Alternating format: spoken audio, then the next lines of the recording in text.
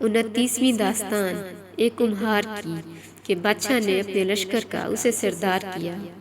جب سورج چھپا اور چاند نکلا، خجستہ آہوزاری کرتی ہوئی، آنکھوں میں آنسو بھرے ہوئے، دل پر درد سے طوطے کے پاس رخصت لینے گئی اور کہنے لگی، اے طوطے، میں نے سنا ہے کہ ایک غریب عرابی نے کسی دولت مند سے جا کر کہا میں کعبہ کو جاتا ہوں۔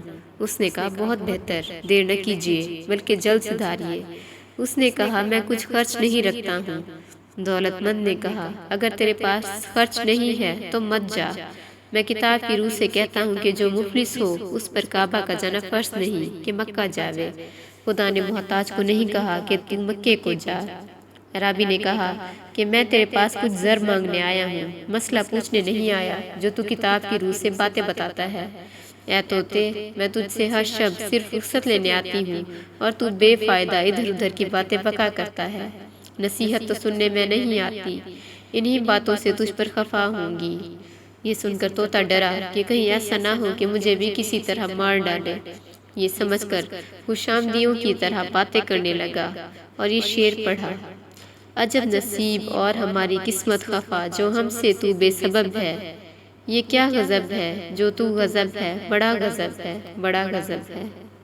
اور کہنے لگا اے خجستہ، میری نصیحت سے دل تنگ نہ ہو اور برا مت مان۔ کس واسطے جو کوئی کسی کی اچھی بات قبول کرتا ہے تو وہ بات کچھ دنوں میں کام آتی ہے۔ کدبانو کہنے لگی اے طوطے، جو تو کہتا ہے سو میں سنتی ہوں، لیکن آج کی رات نہایت تاریک ہے اور میں اکیلی جاتی ڈرتی ہوں۔ اگر تو کہے تو اپنے غلام کو ساتھ لے کر جاؤں، امیدوار سے ملوں۔ یہ سنتے ہی طوطا اپنے پروں سے چھاتی پیٹ کر کہنے لگا کہ ہے خدا کے واسطے کہیں ایسا نہ کرنا، خبردار غلام کو لے کر ہرگز نہ جانا۔ عقل مندوں نے کہا ہے کہ کمینہ ہرگز وفادار نہیں اور یہ قوم کم ظرف ہوتی ہے۔ شاید اس کمہار کی کہانی نہیں سنی جو ایسی باتیں نادانی کی کرتی ہے۔ خجستہ نے اس سے پوچھا کہ اس کی حکایت کیوں کر ہے، بیان کر۔